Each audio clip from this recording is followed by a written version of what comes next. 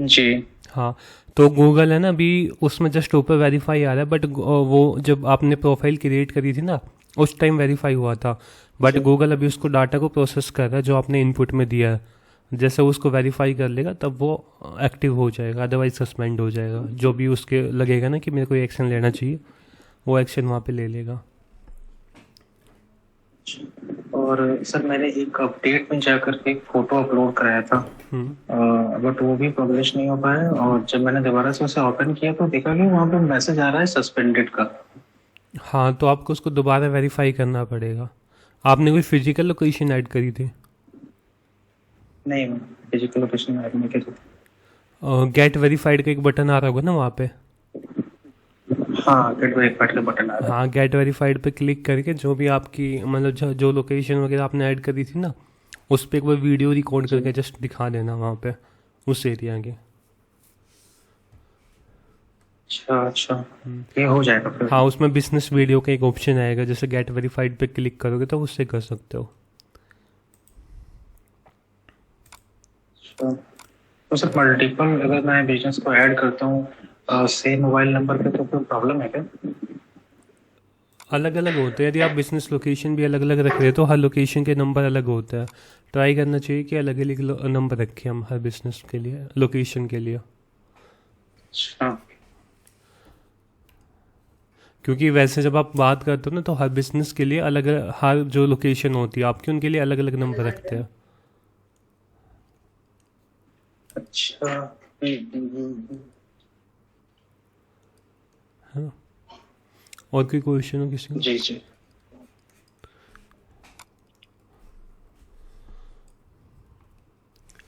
ठीक है, फिर आज की क्लास को हम स्टार्ट करते हैं। आज हम लैंडिंग पेज के बारे में डिस्कस करने वाले हैं। सबसे पहले हम देखते हैं कि लैंडिंग पेज होता क्या है।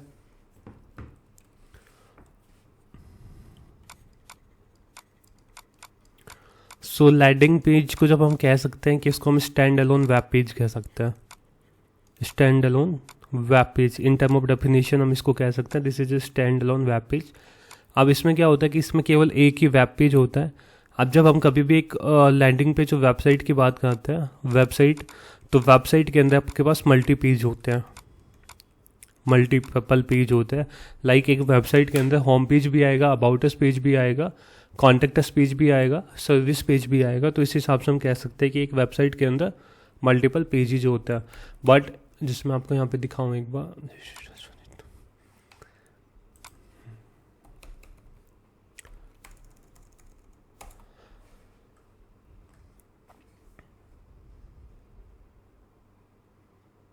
जैसे इस वेबसाइट के अंदर देख रहे हैं। सो सबसे पहले होम पेज है, home is the separate page, about us एक अलग से पेज है, कोर्सेज का एक अलग पेज है, इवेंट का एक अलग वेब पेज है। तो यहाँ पे एक कुल मिला के अपने पास 10-20 जितने भी पेज होंगे, तो जब इन कलेक्शन कर देते हैं, collection of the web page, और उसको हम वहाँ पे कहीं पे भी एक पर्टिकुलर एक ऐसे सर्वर पे रख देते हैं जहाँ पे एक सिंगल नेम से, लाइक इस पर्टिकुलर नेम से आप जितने भी वेब पेज है सभी को एक्सेस कर सकते हो, उसको हम वेबसाइट कहते हैं। यानी collection of the web page, collection of web page को जस्ट हम वेबसाइट कहते हैं, जहाँ पे भी आपका कलेक्शन होता है ना कि एक पर्टिकुलर नाम से आप मल्टीपल पेजेस को एक्सेस कर सकते हो, उसको हम वेबसाइट कहेंगे। लैंडिंग पेज के लिए आप सिंपल कह सकते हो कि उसमें कोई भी डिस्ट्रैक्शन नहीं होती है, उसमें हम केवल एक एक्शन के लिए बात करते हैं। चाहे वो एक्शन आप कोर्स बाई करना हो, चाहे आपका सब्सक्रिप्शन करने के लिए, कुछ भी हो, लैंडिंग पेज के अंदर हम एक एक्शन की बात करेंगे। जैसे मैं आपको दिखाऊँ यहाँ पे रियल इस्टेट के लिए,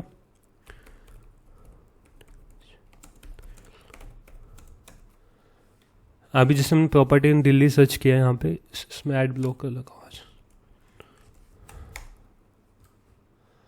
अब जैसे मैंने यहाँ पे प्रॉपर्टी इन दिल्ली को सर्च किया है तो यहाँ पे मेरे पास लोकेशन ये मल्टीपल आ रहे हैं। ये काफ़ी इसमें वेबसाइट है, ठीक है। हम नीचे एड्स वाले रिजल्ट पे देखते हैं। हम जैसे ये है KW ब्लू पर, इसको हम देखते हैं। सो यहाँ पे देख सकते हैं कि जिसके अंदर केवल और केवल एक प्रॉपर्टी की कॉमर्शियल स्पेस की बात कही है जो करोल बाग के अंदर है।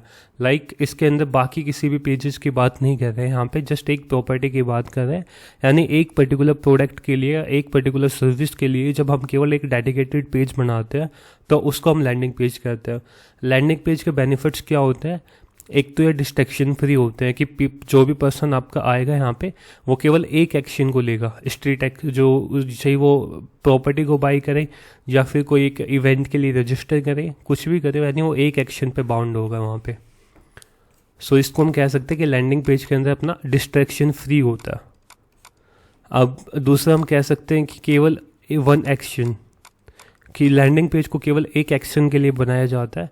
इस एक एक्शन के लिए चाहे वो आपका न्यूज़लेटर को साइन अप कर रहा है या फिर आपकी ई बुक को परचेज कर रहा है, कोई भी एक प्रोडक्ट को लगा लीजिए आप परचेजिंग कर रहा है, या फिर कोई भी एक इवेंट पे आकर उस फॉर्म को रजिस्टर कर रहा है, यानी किसी भी आपके अपकमिंग इवेंट के लिए रजिस्ट्रेशन कर रहा है।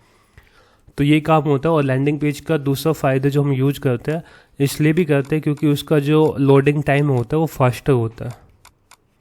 जो हम बात करते हैं ना लोडिंग स्पीड की, वो फास्टर होते हैं देन कंपेयर टू अदर। ठीक है, नॉर्मल आप गूगल के अंदर भी जाएंगे, टाइप करेंगे यहाँ पे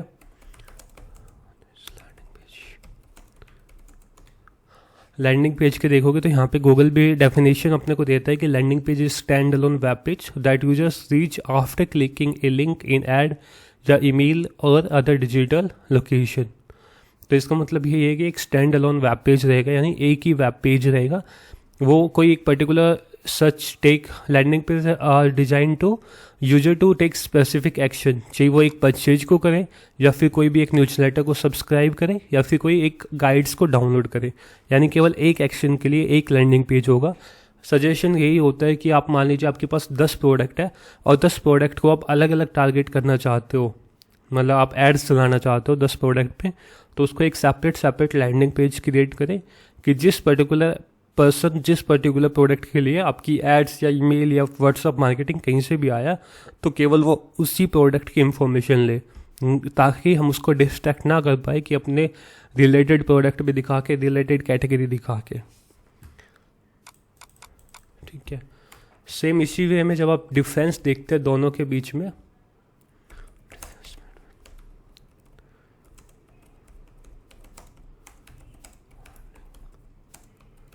ठीक है, जब हम वेबसाइट और लैंडिंग पेज के बीच में डिफरेंस देखते हैं तो मेन डिफरेंस यही आता है कि वेबसाइट होती है कलेक्शन ऑफ द पेज, जैसे मैंने आपको बताया अभी कि होम, अबाउट अस, कोर्सेज, ये सारे जितने भी पेज आ रहे हैं इन पेजेस का जब कलेक्शन होगा तो उसको हम वेबसाइट कहेंगे। While a landing page is a single page, ये केवल एक सिंगल पेज होता है जो कि एक स्पेसिफिक मार्केटिंग गोल के लिए यूज किया जाता है, या इसको हम कह भी सकते हैं कि एक स्पेसिफिक एक्शन के लिए यूज किया जाता है। इसी वे में जब हम बेनिफिट देखते हैं लैंडिंग पेज के,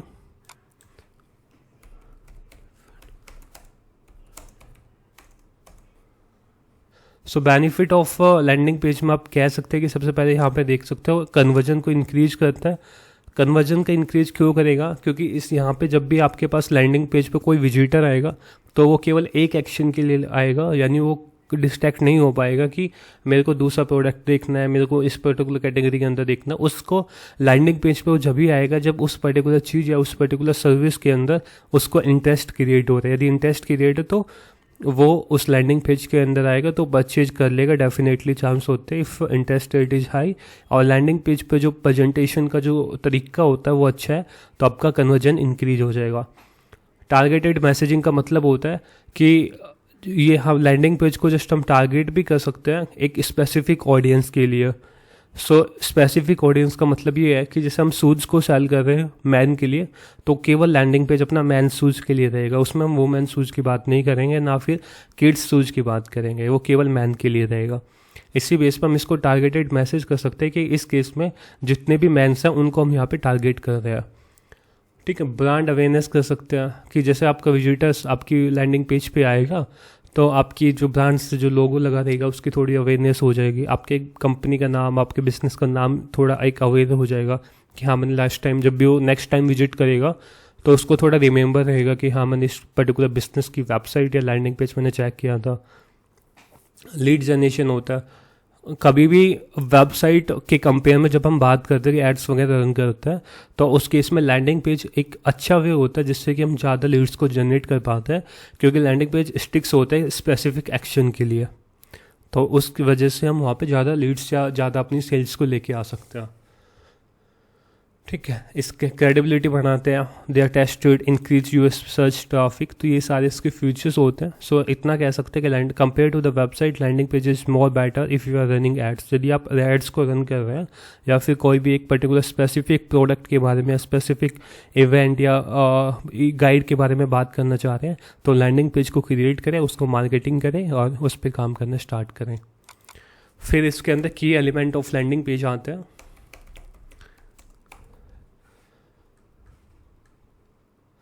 की एलिमेंट ऑफ लैंडिंग पेज के अंदर बात करते हैं तो सबसे पहले यहाँ पे अपना एक CTA आता है जिसको हम कॉल टू एक्शन कहते हैं. CTA एक इम्पोर्टेंट फैक्टर्स होता है किसी भी एक लैंडिंग पेज के अंदर. इसके अंदर CTA का मतलब होता है कॉल टू एक्शन, यानी हम इस CTA बटन के थ्रू जो भी विजिटर्स अपने लैंडिंग पेज को आके विजिट करेगा उसको जस्ट एक इन्फॉर्मेशन दे रहे हैं कि आप इस पर क्लिक करें बटन पर. A button that encourage visitors to take action, वो एक्शन लेगा. वो CTA का मतलब यही होता है कि हम यूजर को थोड़ा सा कहते हैं, मतलब सोचने पे विचार करते हैं कि इस पे क्लिक करो. बटन कुछ भी हो सकता है, like buy now, get a free try. The CTA is often more important element of the landing page. ऐसा भी नहीं होता कि आप हर सेक्शन के बाद CTA को ऐड कर दो, उससे क्या होता है कि वो बोरिंग सा फील होता है. ठीक है, CTA को हमेशा जहाँ पे आपको लग रहा है कि इसकी रिलेवेंट है कि अब मेरे को यहाँ पे ऐड करना चाहिए, उस टाइम आप CTA को ऐड करिए, अदरवाइज उसको स्किप करें. एक पार्ट आता है हेडलाइन. सबसे पहले कभी भी, जैसे मैं इस लैंडिंग पेज पे गया, जो भी दिखा रहे थे हम यहाँ पे, इस लैंडिंग पेज के अंदर मैं आया तो सबसे पहले जो एक विजिटर्स होगा, मैं क्या सेक्शन को सी कर रहा हूँ, मैं फर्स्ट सेक्शन, इस सेक्शन को सी कर रहा हूँ. यहाँ पे इस पहले सेक्शन को देख रहा हूँ, तो इस सेक्शन के लिए सबसे पहले मेरे को हेडिंग दिख रही है, ये वाली हेडिंग. तो इसलिए कह सकते हैं कि यहाँ पे जब हेडलाइंस की बात करते हैं, यहाँ पे मेन फैक्टर्स होता है headlines. The first thing visitors see, so it should be attention grabbing and communicate the main benefit of your offer. मतलब ये कहता है कि जब भी कोई भी विजिटर आपके लैंडिंग पेज पे आता है तो सबसे पहले वो आपकी फर्स्ट हेडलाइन को देखता है. वो हेडलाइंस आप ऐसी क्रिएट करें जिससे कि वो एक अट्रैक्शन को ग्रैब कर ले, तुरंत वो कस्टमर के माइंड में ऐसा फोकस डाल दे कि जिस चीज़ की मैं बात कर रहा हूँ, उसी चीज़, जिस चीज़ को मैं परचेज या फिर सब्सक्राइब करने की सोच रहा हूँ, उसी चीज़ की इस लैंडिंग पेज में बात हो रही है. ठीक है, यूनिक सेलिंग प्रोपोजिशन आता है, USP. किस कभी भी जब आप एक बिजनेस या ब्रांड्स को रन कर रहे हैं तो सबसे मेन फैक्टर होता है USP का. USP को हम कहते हैं यूनिक सेलिंग पॉइंट भी कह सकते हैं, प्रोपोजिशन भी कह सकते हैं. सो कभी भी मतलब ये कहता है कि आपका बिजनेस और आपके अराउंड जो सेम कैटेगरी में जो बिजनेस कर रहे हैं, जो आपके कंपटीटर्स हैं, आपके कंपटीटर्स से आपका बिजनेस डिफरेंट क्यों है, उसके बेस पे हमको यहाँ पे बताना होता है कि who you are and how you offer will benefit users. ठीक है, मतलब जो आपके कंपटीटर्स है उसके कंपेयर में मैं आपका प्रोडक्ट को क्यों परचेज करूं, ये आपको USP वहाँ पे मेंशन कर सकता है लैंडिंग पेज के अंदर. सोशल प्रूफ होता है. Social proof it can be video form में, कि आपकी मतलब जो कस्टमर है, जो पहले से कस्टमर रह चुके हैं, उनके आप वीडियोज को वहाँ पे डाल सकते हैं जो टेस्टिमोनियल्स, या फिर उनके रिव्यू को डाल सकते हैं. GMB पे कुछ आपके रिव्यू है तो उसको वहाँ पे ऐड कर सकते हैं. ठीक है, कंपेयर टू द टेक्स्ट. जब भी हम बात करते हैं कि टेक्स्ट के कंपेयर में आज के टाइम में जो इन्फोग्राफिक्स है, विजुअल है या इलस्ट्रेशन है, वो ज़्यादा अटेंशन को कैप्चर करता है then compare to the text. तो फोकस करें कि आप हमेशा फोटोज या वीडियो या इन्फोग्राफिक्स में ज़्यादा अपना लैंडिंग पेज में 2 या 3 वीडियो ऐड करें, जैसे इन लैंडिंग पेज में भी बात की हुई होगी. यहाँ पे बैकग्राउंड में सीधी फ़ोटो ऐड कर दी ताकि पीपल प्रॉपर्टी से डायरेक्टली रिलेट कर ले. ठीक है, अब इसने क्या है कि मेरे को सर्च किया हम प्रॉपर्टी इन दिल्ली, करोल बाग की लोकेशन यानी दिल्ली लोकेशन में करोल बाग के अंदर इसने दिखा दी. यानी फर्स्टली पॉइंट तो यही हो गया कि सबसे पहले पीछे की फ़ोटो दिखा दी प्रॉपर्टी के related, so I can relate कि यहाँ मेरी सर्च के टर्म्स में है. अब मस्ट नो के अंदर यहाँ पे दिखा रहे हैं इन्वेस्टमेंट, रेंटल फॉर, मतलब जो उसका की फीचर होता है USP, जो जिसको हम कह भी सकते हैं कि इस पर्टिकुलर फ्लैट के जो USP वो यहाँ पे बता दिया. अब इसने पूरी एक प्रॉपर वीडियो ऐड कर दी, इन्वेस्टमेंट ग्रोथ फ्रॉम 2014 से 24, यानी इसने फ़ोटो और वीडियो के बीच में यहाँ पे बताया जो विजुअल की जो हम बात कर रहे हैं. उसके नीचे आप आओगे तो यहाँ पे फिर वीडियो इसने ऐड कर दी, ये कुछ फ़ोटोज़ आ गई. यानी क्या होता है कि customer compare to the text ज़्यादा रिलेट करता है फ़ोटोज़ के साथ. इसी हिसाब से आप 3-4 लैंडिंग पेज को और भी देखोगे, जैसे इनके लैंडिंग पेज को हम देखते हैं यहाँ पे, इनमें भी सेम चीज़ कर रखी होगी यहाँ पे। ये तो जस्ट वेबसाइट को ही टारगेट कर रहे हैं, ये भी वेबसाइट को कर रहे हैं। अब जैसे ये है,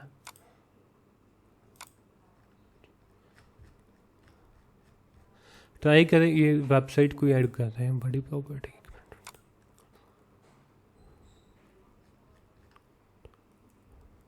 ठीक है, मतलब जो भी आपके छोटे छोटे वो प्रोजेक्ट्स रहेंगे, लाइक जो एक पर्टिकुलर एरिया के अंदर आ रहे हैं, वो सबके एक लैंडिंग पेज होते हैं नॉर्मली।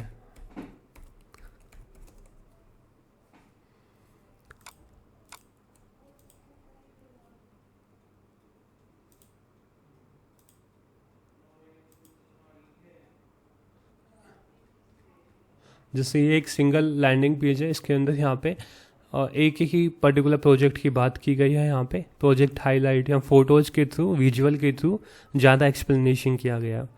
ठीक है, तो इस हिसाब से हम लैंडिंग पेज को अपने को क्रिएट करेंगे कि उसके अंदर पीपल होगा, वो जो भी वो लैंडिंग पेज को देखेगा वो केवल एक एक्शन पे फोकस रहेगा। ठीक है, क्लियर इतना, या कोई क्वेश्चन अभी तक आपके, कोई क्वेश्चन पूछना चाह रहे हैं? सर ये जानना था, हेलो सर, हाँ बताओ।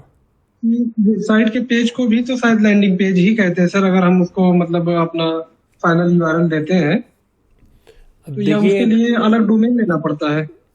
डोमेन नहीं, आप उसको सब डोमेन या सब डायरेक्टरी के अंदर क्रिएट कर सकते हैं। मेन वेबसाइट क्या होता है, वेबसाइट के अंदर जो हमने अभी डिस्कस किया है कि उसके अंदर collection of the web page होते हैं, यानी मल्टीपल वेब पेज होते हैं। ठीक है, तो उसको हम वेबसाइट कहते हैं। अब सिंपल चीज़ होती है कि लैंडिंग पेज के अंदर केवल एक पेज रहेगा, यानी एक वेबसाइट के अंदर आपकी 50 पेजेस है, एक के अंदर केवल एक पेज है। तो सिंपल एक डेफिनेशन हम यहाँ पे भी कह सकते हैं कि जो लैंडिंग पेज की स्पीड होगी वो फास्ट होगी then compare to the normal website जिसमें 50 पेज है। ठीक है, अब वेबसाइट के अंदर आपका होम पेज है, अबाउट पेज है। मान लीजिए मैं इस वेबसाइट पे अभी गया, अभी मैं होम पेज पे विजिट कर रहा हूँ।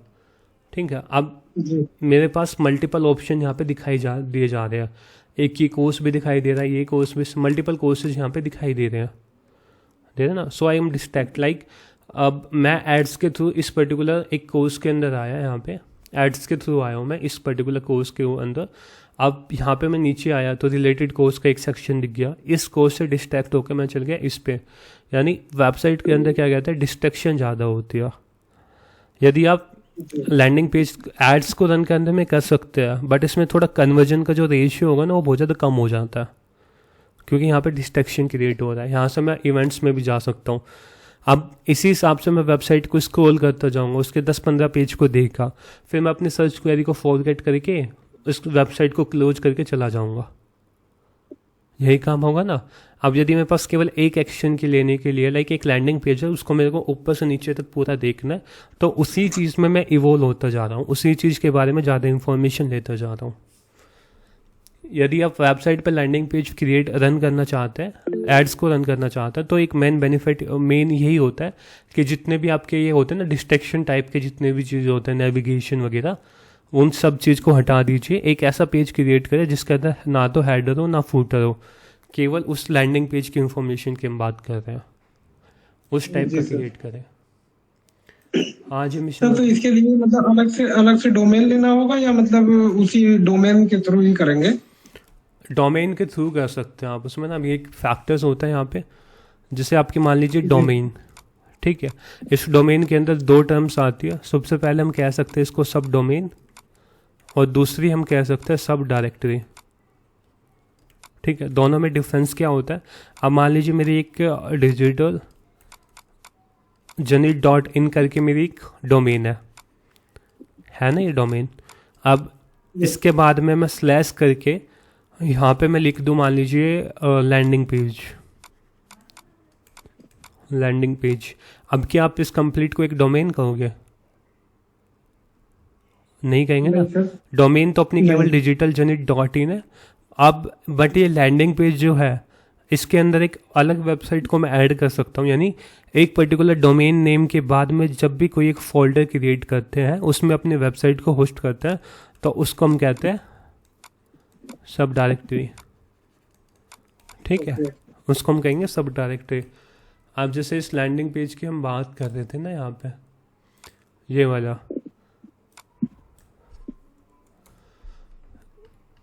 इसमें डोमेन नेम कौन सी है, ये वाली अपनी सेंसस प्रोजेक्ट, ठीक है। उसके बाद में ये इसमें अपने यहाँ पे URL आ गया है, सब डायरेक्टरी इसने क्रिएट कर रखी है।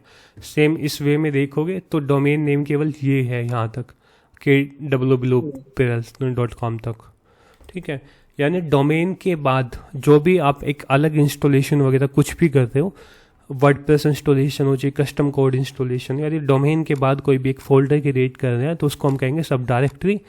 बट जब इसी डोमेन के आगे मैं लैंडिंग पेज लगा दूँ, यहाँ पे मैं लैंडिंग पेज .digitaljourney.in, यानी जो ये फॉर्म क्रिएट हो गया डोमेन के आगे मैं फोल्डर क्रिएट कर रहा हूँ तो उसको मैं कहूँगा सब डोमेन, ठीक है। तो इसके वे में यानी विद आपको अलग से डोमेन परचेज करने की जरूरत नहीं होती है, या तो आप एक सब डोमेन क्रिएट कर ले या सब डायरेक्टरी क्रिएट कर ले। सब डोमेन का भी चार्ज देना पड़ता है? नहीं, कुछ या नहीं वो फ्री होता है? फ्री होता है। एसईओ के प्रोस्पेक्टिव से हिसाब से हम देखें कि आपको मान लीजिए जैसे डिजिटल जर्नी था, इसी के एक पार्ट्स को मैं क्रिएट कर रहा हूँ एक सब डायरेक्टरी या डोमेन के अंदर, किसी के अंदर भी, यदि जो भी पार्ट मैं क्रिएट कर रहा हूँ वो इसके अंदर इम्प्लीमेंट होता है यानी इसके अंदर यूज होता है, तो उसको हमेशा सब डायरेक्टरी में क्रिएट करना होता है एसईओ के हिसाब से। क्योंकि जब भी आप सब डोमेन का एक एसईओ करते हो तो वो अलग से करना होता है, सब डोमेन का एसईओ जो होगा वो अलग से होगा, बट सब डायरेक्टरी का जो एसईओ होता है वो इसी डोमेन के अंदर इंक्लूड होता है। जब आप GSC GA Google search console और गूगल एनालिटिक्स में भी सब डोमेन को वेरीफाई करने जाओगे तो अलग से वेरिफिकेशन करना होता है, बट जब सब डायरेक्टरी का वेरिफिकेशन करोगे तो वो यदि आपके मेन डोमेन यानी digitaljourney.in वेरीफाई है तो वो ऑटोमेटिकली वेरीफाई हो जाएगी। Okay sir. ये चीज़ हम वेबसाइट डेवलपमेंट में देखेंगे वैसे ना। मेरी समझ नहीं आया थोड़ा, यानी अभी आप और भी बताओगे ना वेबसाइट वाले टॉपिक पे? हाँ, वो वेबसाइट के अंदर आएगा अभी, वो प्रैक्टिकल बताऊंगा कि सब डोमेन कैसे क्रिएट की जाती है, सब डायरेक्टरी कैसे क्रिएट की जाती है। जस्ट क्वेश्चन पूछा था तो बताया। ठीक है सर। ठीक है। Benefit key component of landing page, what is landing page, difference between website and landing page, इसमें कोई भी क्वेश्चन है तो पूछ सकता है। नो सर, ये क्लियर है। हाँ बताओ कुछ। सर आपने उस दिन कहा था ना कि आप मुझे कोई ई कॉमर्स वेबसाइट बनाने का, अगर मुझे खुद से शॉपिफाई पे बनाना है या कुछ ई कॉमर्स अगर बनाना हो तो उसकी आप मुझे लिंक दे सकते हैं, क्योंकि मैं अभी तो ये बना नहीं रही हूँ। एक बार पर्सनल डीएम कर देना, मैं आपके पास लिंक भेज दूंगा। ठीक है, एक बार पर्सनल डीएम। अगर किसी को बनवाना है या मैं बना दूँ तो एटलीस्ट वो मैं रेडी करूँ तो मैं ये सब प्रैक्टिस कर पाऊंगी, वरना मैं लैंडिंग पेज कैसे बनाऊँ? अभी हम क्रिएट करते जा रहे हैं ना, साथ के साथ क्रिएट करेंगे। अभी ये तो जस्ट थ्योरेटिकल पार्ट, अभी हम क्रिएट करके दिखाएंगे एक लैंडिंग पेज को। अच्छा, बट सर मेरा क्रिएट करना यूजफुल हो, क्योंकि हमारी तो वेबसाइट ई कॉमर्स का दूसरी बनेगी ना, स्टैटिक तो नहीं बना सकते हैं अपन।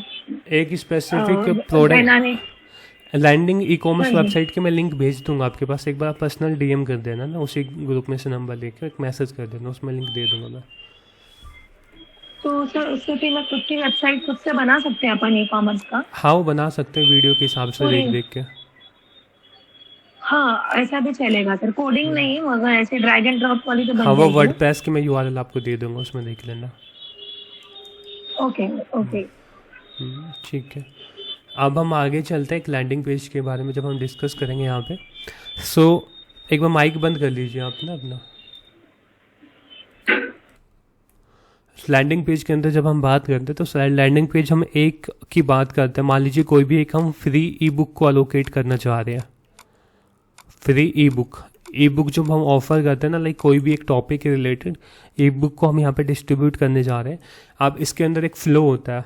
सो सपोज सबसे पहले एक लैंडिंग पेज आएगा अपना यहाँ पे, जिसको हम कह सकते हैं लैंडिंग पेज है। इसके अंदर यहाँ पे मान लीजिए हमने, जैसे मैं एग्जांपल दिखा दिया हूँ, ई बुक के अंदर अपने को ज़्यादा कुछ करना नहीं होता है कि जैसे सबसे पहले हम यहाँ पे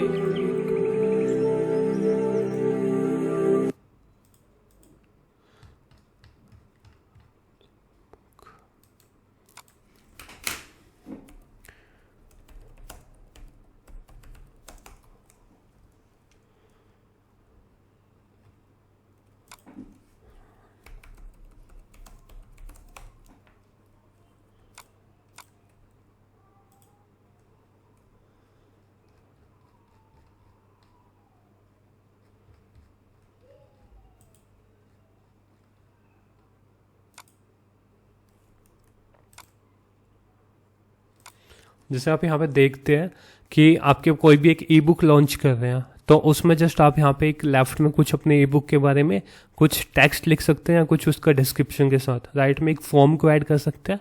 उसके बाद अपने ई बुक के बारे में कुछ नॉर्मल जो इन्फॉर्मेशन होती है वो दे सकता है कि इसको ई बुक को कौन कौन ले सकता है, इस ई बुक के अंदर क्या क्या इंक्लूड है, वो चीज़ आप यहाँ पे क्रिएट कर सकते हैं।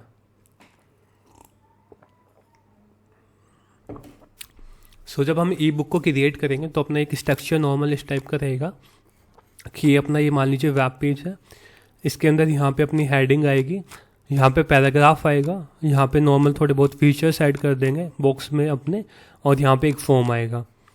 अब कोई भी इस पर्सन फॉर्म को फिल करेगा, जैसे वो फॉर्म को फिल करेगा तो जो डाटा होगा, जो कस्टमर ने डाटा को फिल किया, वो अपना बैक एंड में हम स्टोर करवाएंगे।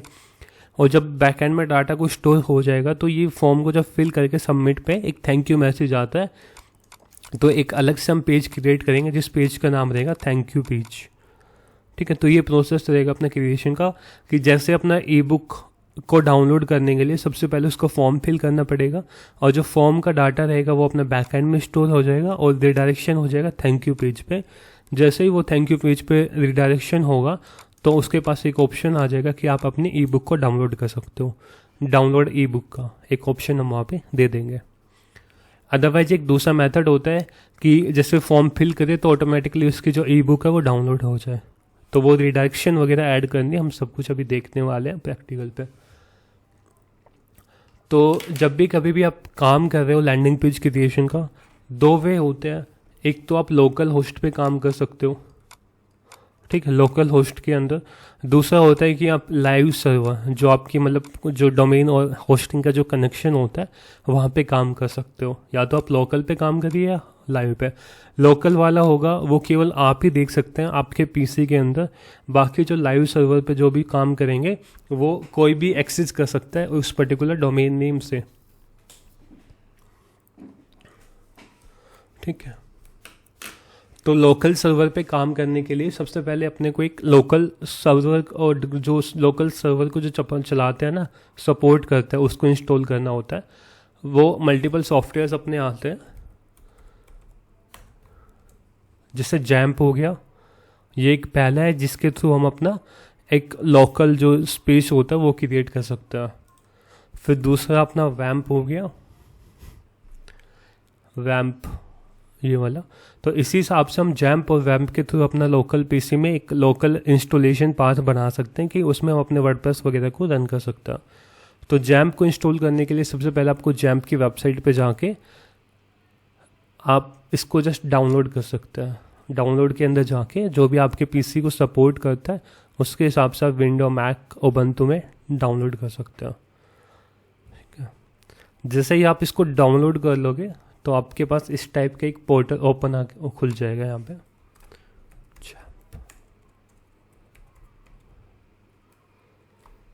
इंस्टॉल करना पड़ेगा मेरे को भी।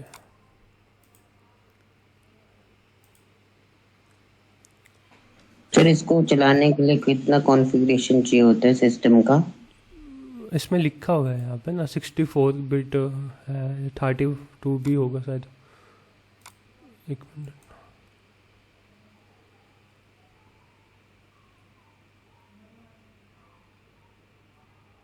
ये शायद 64 के लिए है मेरे हिसाब से।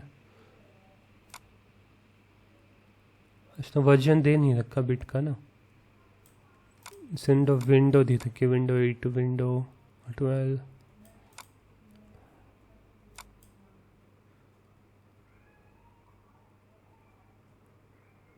रैम इसका मतलब इतना साइज नहीं होता नॉर्मली है ना आपका, जैसे कम रैम जीबी वाला भी, हार्ड डिस्क वाला, तो उसमें भी रन हो जाएगा नॉर्मली इजली। बट इसका एक ऑपरेटिंग सिस्टम एक बार चेक करना पड़ेगा वो आपको सपोर्ट करेगा नहीं करेगा, 32 बिट और 64 वाला जो होता है।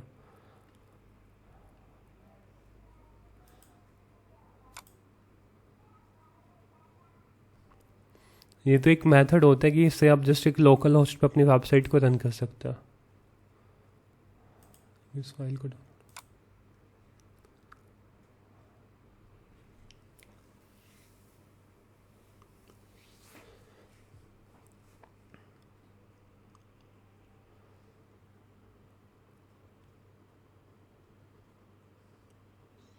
तो जैसे लोकल होस्ट पे बनाने के बाद हम फिर उसको डिप्लॉय कर सकते हैं लाइव सर्वर पे? हाँ, लाइव सर्वर पे आप डिप्लॉय कर सकते हो लोकल पे क्रिएट करने के बाद।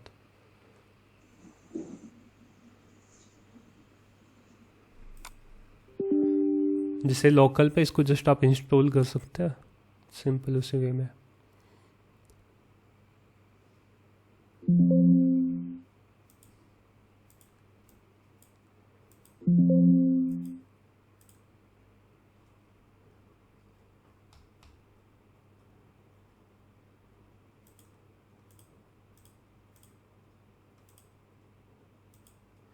मेरे स्पेस में इशू है उसका।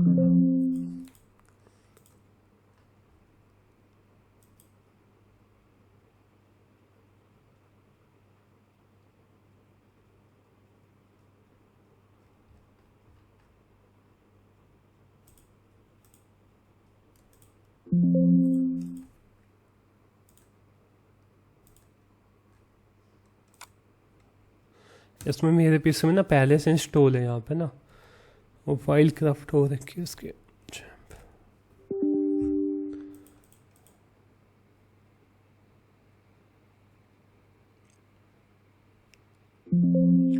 एक बार इसको क्लीन करके मैं आपको कल दिखा दूंगा इसमें जो लोकल इंस्टॉलेशन करेगा।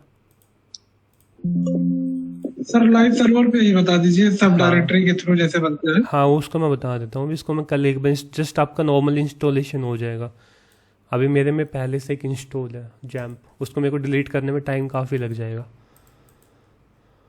सो जैसे ही आप लोकल पे आएंगे ना यहाँ पे सर्वर के अंदर, तो इस हिसाब से जो ये है वर्डप्रेस का एक पोर्टल मिल जाएगा। आपको इंस्टॉल पे क्लिक करना होगा। यहाँ पे इंस्टॉल पे क्लिक करने के बाद आपको यहाँ पे सबसे पहले एक प्रोटोकॉल आ रहा है। प्रोटोकॉल के अंदर HTTP और HTTP www और HTTPS और ये अपना HTTPS www, इसमें से कोई भी एक चूज कर सकता है। हमेशा सिक्योर प्रोटोकॉल का यूज करें, एस का। फिर उसके बाद ये आपकी डोमेन है, ये आपकी मेन डोमेन है। यहाँ पे इस मेन डोमेन के अंदर जो भी आपकी डोमेन का नाम है वो सर्च कर लेना।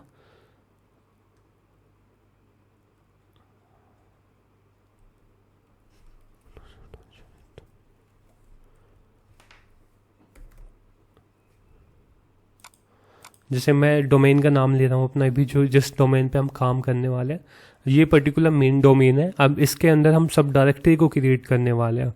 यानी इस पर्टिकुलर janityadar.com डोमेन है, इसके अंदर एक फोल्डर क्रिएट करेंगे और उसमें इंस्टॉलेशन क्रिएट करेंगे। तो उसका नाम मान लीजिए हम लैंडिंग पेज रख लेते हैं। ठीक है, इसका एक जस्ट हम नॉर्मल पासवर्ड रख रहे हैं यहाँ पे।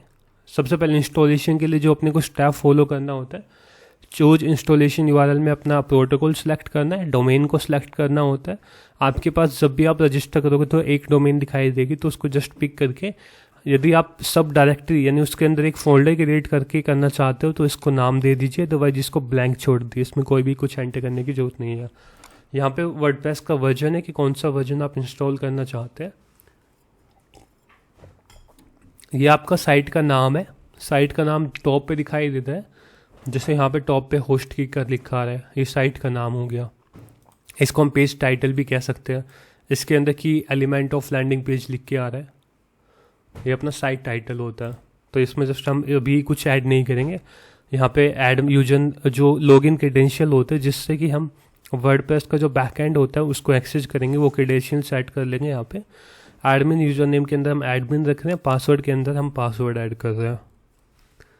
ठीक है, ये एक ईमेल आईडी होती है। ईमेल आईडी एडमिन ईमेल होती है। लाइक आपकी वेबसाइट में कोई भी इश्यू क्रिएट हो रहा हो, कोई भी फॉल्ट आ रहा है, तो वो सब चीज़ आप जो भी नोटिफिकेशन होगी वो इस ईमेल आईडी पे जाएगी। लाइक कोई भी एक यूजर ने साइन अप करा है तो वो इस ईमेल पे नोटिफिकेशन जाएगी। कोई प्लगइन अपग्रेड मांग रहा है तो इस ईमेल पे नोटिफिकेशन जाएगी। तो हमेशा अपने ईमेल को ऐसे रखें कि जो ईमेल एक्टिव है, जिसको आप यूज कर सकते हैं यहाँ पे। ठीक है, उसके बाद ये कोई ऑप्शन चूज करने की आपको नीड है नहीं, जस्ट क्लिक करना है इंस्टॉल के अंदर।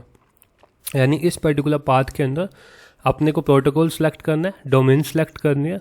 यदि आप उसके अंदर फोल्डर को क्रिएट करना चाहते हैं तो फोल्डर ऐड कर लीजिए, और बाकी एडमिन यूजर नेम और पासवर्ड एंटर करके इंस्टॉल पे क्लिक कर देना।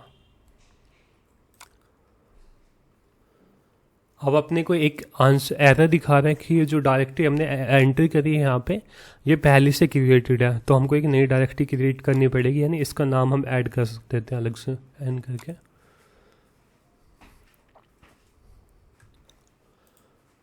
तो ये कुछ टाइम लेता है नॉर्मली इंस्टॉलेशन होने में, लाइक 1-2 सेकंड का। अब यहाँ पे जब आप इस यूआरएल पे जाओगे तो एक नॉर्मल सा बेसिक सा इंस्टॉलेशन दिखाता है वर्डप्रेस का, कि जब भी आप इनिशियली काम करते हो, लाइक एक बेसिक वर्डप्रेस को इंस्टॉल करते हो, तो आपको इस टाइप से एक डेमो वर्जन दिखाई देता है। और ये जो सेकंड यूआरएल है ये अपने एडमिन की यूआरएल है, यानी जहाँ से आप अपनी वेबसाइट को एडिट करोगे वो अपने को कुछ इस टाइप की दिखाई देगी, ये इस टाइप की। अब जो हम सब डायरेक्टरी और सब डोमेन की बात कर रहे थे वो यहाँ पे इम्पोर्टेंट रोल प्ले करती है। जैसे janityadav.com है, इसके अंदर अलग वेबसाइट चल रही है, इसको दिखाता हूँ मैं यहाँ पे।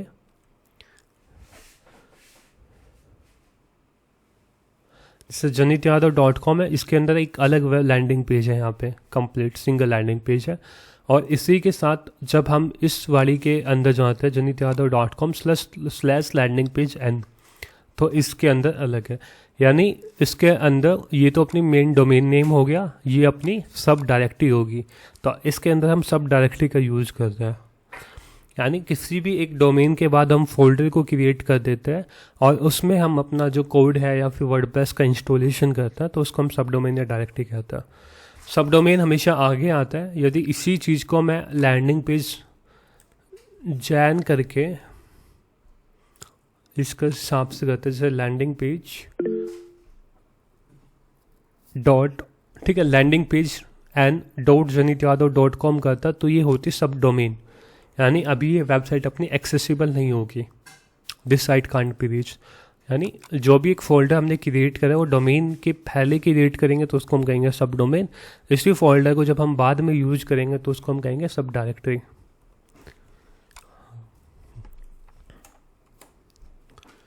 अब ये काम आ गया सब डायरेक्टरी के अंदर। हम बताओ सर 1 मिनट, एक क्वेश्चन था सर। हाँ सर ये लाइव सर्वर पे बता रहे हैं या लोकल होस्ट पे भी बता रहे हैं? अभी लाइव पे है ना अपनी, लाइव है ना? हाँ। तो ये सर ये तो सब डायरेक्टरी बनाने के लिए मतलब वर्डप्रेस दोबारा इंस्टॉल करना पड़ेगा क्या? हाँ, मतलब जैसे एक तो हमारी वेबसाइट मान लीजिए है कंप्लीट, मतलब जिसमें हमारा home page, about us page, services page, ये सारे पेजेस हैं हमारे। हाँ। उसके बाद सब डायरेक्टरी बनाने के लिए हमें दोबारा वर्डप्रेस इंस्टॉल करना पड़ेगा? हाँ, यदि आप वर्डप्रेस पे वेबसाइट क्रिएट करो तो दोबारा इस वर्डप्रेस को इंस्टॉल करना होता है। यदि आपकी वेबसाइट कस्टम कोड पे है तो सी पैनल के अंदर जाके एक फोल्डर क्रिएट करना होता है, जिस नाम से भी आप अपनी वेबसाइट को रखना चाहते हो उस फोल्डर के अंदर वेबसाइट अपलोड होती है। अच्छा सर, उसी वेबसाइट पे मतलब उसी वर्डप्रेस की जो वेबसाइट बनाए हैं उसी में लैंडिंग पेज नहीं बना सकते जिसमें मतलब डायरेक्टली जैसे पेज होता है, वो पेज होता है, उसको हम पेज कहेंगे, वो सब डायरेक्ट नहीं होगा। अब क्या होगा कि इस केस में क्या होगा कि janityadav.com एक अलग वेबसाइट है और janityadav.com/landing पेज वो इसके अंदर एक अलग फोल्डर है, यानी अब जो दोनों का एडिट करने का जो डैशबोर्ड होगा ना वो डिफरेंट होगा। इसका अलग डैशबोर्ड है और इसका अलग डैशबोर्ड है एडिट करने का, जो बैक एंड का ये पार्ट है ना, ये वाला, इन दोनों का सेपरेट हो गया। तो इसका एसईओ इसी मतलब जो मेन डोमेन है उसके लिए काम करेगा? हाँ, तो उसको सपोर्ट करेगा। मेन जो यदि आप सब डोमेन को क्रिएट करते हो तो वो कंप्लीट सेपरेट अलग हो जाता है सेपरेटली। सब डोमेन की बात नहीं कर रहा है सर, सब डायरेक्टरी की बात कर रहे हैं। सब डायरेक्टरी में सपोर्ट करता है क्योंकि वो इसी का एक अलग से पाथ होती है जिन साइट, लेकिन इसका जो साइट में क्रिएशन वगैरह होगा वो डिफरेंट आपको सबमिट करना होगा अलग से। सब डायरेक्टरी का यूज जब किया जाता है कि मान लीजिए आपकी एक नॉर्मल वेबसाइट है बिजनेस की, ठीक है, अब उसमें आप कैरियर का पोर्टल लॉन्च करना चाह रहे हो, तो मेन वेबसाइट पे वो कोई इफेक्ट ना डाले तो उसके लिए कैरियर का अलग से सब डायरेक्टरी क्रिएट कर लेते हो ताकि वेबसाइट के अंदर ज़्यादा प्लगइन इंस्टॉल ना हो, ज़्यादा थीम इंस्टॉल ना हो। दूसरा उसके लिए होता है कि जैसे मान लीजिए LMS पोर्टल मैंने लॉन्च किया है, इसको मैं मेन वेबसाइट पे क्या है मेरा पेज भी क्रिएटेड है और LMS की वीडियोज़ भी अपलोड होगी, तो वो जो रिसोर्सेज होंगे ना सर्वर पे वो काफ़ी यूटिलाइज होंगे। तो उनको कम करने के लिए हम अलग अलग प्लेटफॉर्म का क्रिएट कर देते हैं। सब डायरेक्टरी में अलग LMS वाला आ जाएगा और मेन डायरेक्टरी के अंदर अपना नॉर्मल हम केवल पेजेस क्रिएट कर लेंगे, ताकि हम ज़्यादा से ज़्यादा पेज क्रिएट करके अपने कोर्सेज या फिर अपने जो भी अपकमिंग बैच वगैरह उनके बारे में बता सके। जी सर। तो सर जो हमारा एक लास्ट सवाल ये है, जो मेन वेबसाइट जैसे है हमारी, जो उस पे हम लैंडिंग पेज बनाते हैं, मतलब एज ए पेज के उससे, तो वो कैसे बनेगा, मतलब ये भी जानना था सर। इसके अंदर दिखा देंगे हम ना। हाँ ठीक सर। ठीक है, ओके। हाँ जी बताओ सर ये मेरे को समझना था, कब हम सब डोमेन यूज करें, कब हम डायरेक्टरी वाला यूज करें, उसका यूसेज बता दीजिए। जो आपकी मेन डोमेन है, मेन डोमेन तो आप अपने बिजनेस के लिए यूज़ करोगे, वो तो फिक्स है कि जब भी आपको कोई बिजनेस सर्च करेगा तो उस पर जितनी इन्फॉर्मेशन आप दे सकते हो अपने इनबिल्ट पेजेस की या फिर वैसे, तो वो दे सकता है। सब डोमेन का यूज होता है कि मान लीजिए आप एक 3 बिजनेस को रन करना चाह रहे हैं एक ही कंपनी के अंडर, एक जॉब पोर्टल हो गया, एक LMS हो गया, एक डिजिटल मार्केटिंग एजेंसी होगी, ठीक है। तो वो आप डिसाइड कर सकते हैं कि मेरे को जॉब पोर्टल वो सब डोमेन पे यानी वो बिल्कुल सेपरेट रखना है या फिर सब डायरेक्टरी के अंदर उसको इंस्टॉल करना है। वो चीज़ आप डिसाइड करके मतलब अपने अकॉर्डिंग जो आपको सुटेबल लगता है ना, कि मैं इसको सब डायरेक्टरी में रखूँगा या इसको सब डोमेन में, तो उस हिसाब से आप कर सकते हो। मेन SEO के हिसाब से यही इम्पोर्टेंट होता है कि सब डायरेक्टरी और सब डोमेन का SEO दोनों आपस में रिलेवेंट होता है, लेकिन सब डोमेन होगी उसका SEO आपको कम्प्लीटली अलग से करना होता है। गूगल सर्च कंसोल और गूगल एनालिटिक्स में भी आपको अलग से वेरीफाई करनी होगी डोमेन, वो चीज़ आपको ध्यान रखनी होगी। Okay sir. बस इसी के हिसाब से देखना कि यदि आपको ऐसा लग रहा है कि मैं जैसे janityadav.com है / करके मैं जॉब पोर्टल, यानी जो जॉब पोर्टल है वो जनित यादव के पेजेस के साथ मिक्स कर सकता हूँ, तो उसको आप सब डायरेक्टरी की रेट रखें। बाकी जब आपको ऐसा लग रहा है कि दोनों अलग से दिखने चाहिए, कि जॉब पोर्टल का अलग दिखना चाहिए, जनित यादव का अलग दिखना चाहिए, तो उस केस में आप सब डोमेन पे चूज करें। अब होता क्या है, जब भी आप किसी वेबसाइट का साइट मैप देखते हैं ना, जैसे इस वेबसाइट में तो एक ही पेज है,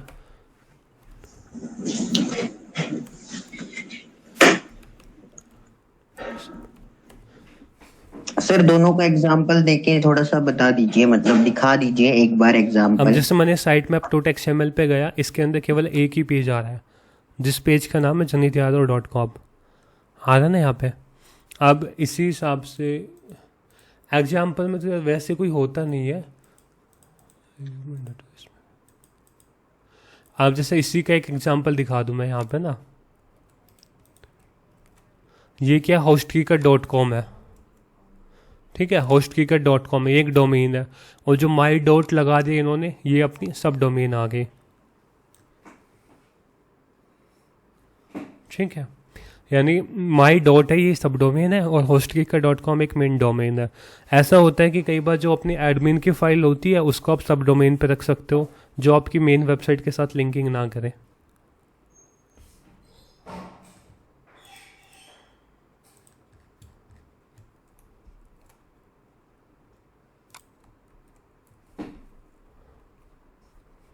नहीं है समझ में अभी?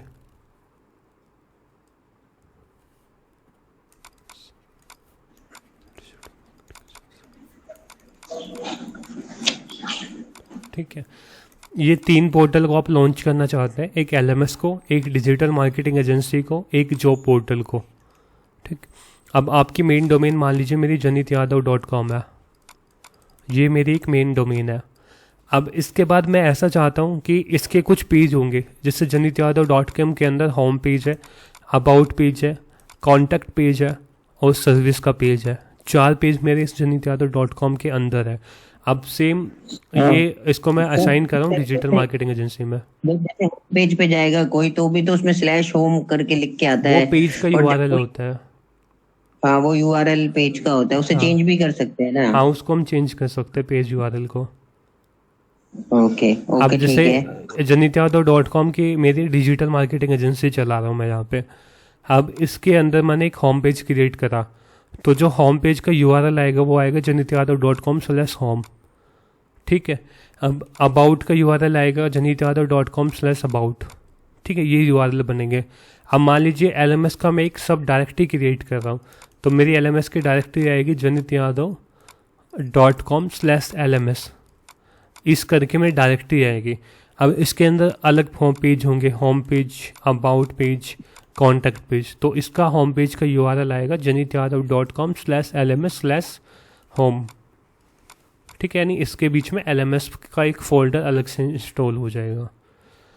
फिर उसके बाद /about आ जाएगा। यदि सब डोमेन की बात करते हैं तो सब डोमेन के केस में मेरी URL आएगी lms.janityadav.com/ करके होम, यानी इसमें LMS डॉट पहले लग जाएगा, फिर डोमेन का नाम आएगा, फिर पेज का URL आएगा।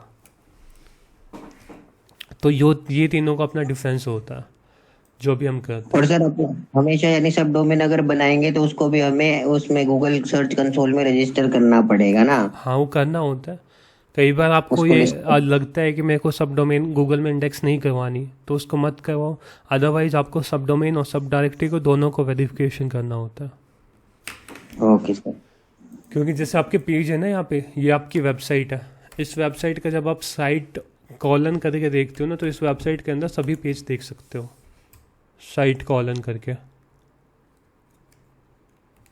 ये ना यहाँ पे जितने भी पेज आपके जो इंडेक्स में सर्च है गूगल के अंदर, वो सारे यहाँ पे आपको दिखा देगा। अब जैसे मेरे अलग अलग पेज, सेम पेज को मैंने रेप्लिकेट कर रखा है इस URL पे, इस URL पे भी, तो ये URL है पेज की। सर जैसे टोटल साइट मैप में कितने टोटल पेज है वो सारे पेज इसमें दिखा देता है क्या, ये जब साइट हम लिखते हैं तो? ये जो गूगल में इंडेक्स हो रहा है वो है। यदि आप sitemap.xml लिखोगे, जो भी है पेज आपने इंडेक्सिंग के लिए रिक्वेस्ट दे रखी है वो सारे वहाँ पे दिखाई देंगे। वो भी आएंगे टॉपिक बाद में, जो भी आएंगे साइट मैप वगैरह, वो उस SEO में डिस्कस करेंगे अभी हम। ठीक है सर, ठीक है। हाँ, अभी आप लैंडिंग पे अभी हम डिस्ट्रैक्ट नहीं करते इस चीज़ से। सो लैंडिंग पेज का हम यहाँ पे देखते हैं कि लैंडिंग पेज को हमने सब डायरेक्टरी पे इंस्टॉल किया, जिसका नाम हमने रखा है लैंडिंग पेज एन करके, और ये अपना मेन डोमेन का नाम हो गया। तो इसको एडिट करने के लिए डैशबोर्ड का ये डैशबोर्ड हो गया, और ये अपना मेन फ्रंट एंड का पार्ट हो गया। अब लैंडिंग पेज हम क्रिएट करने वाले हैं एक ई-बुक का, ठीक है। इस टाइप का एक एग्जांपल ले रहे हैं कि इस टाइप का ये फर्स्ट सेक्शन हम क्रिएट करेंगे इस लैंडिंग पेज के अंदर, कि कोई भी इस फॉर्म को फिल करेगा तो डायरेक्टली उसके पास कॉपी चल जाएगी। हम टेम्पलेट बेस पे यहाँ पे काम करने वाले हैं। सबसे पहले आप एक इसमें जैसे डैशबोर्ड के अंदर जाएंगे, अपीयरेंस के अंदर जाएंगे, एक बार इसका जो ओवरव्यू है वो दिखा देता है डैशबोर्ड का क्या होता है।